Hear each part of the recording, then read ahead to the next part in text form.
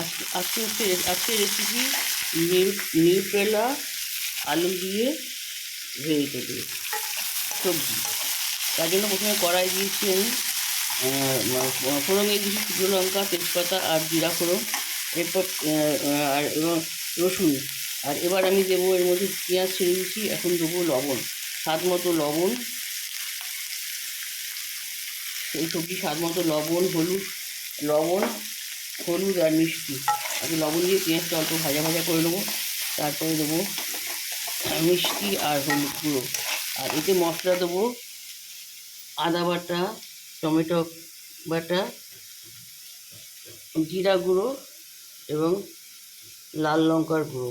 আর নামাবো যখন তখন দেবো সানরাইজের গরম মশলা, জাস্ট শাহি গরম মশলা।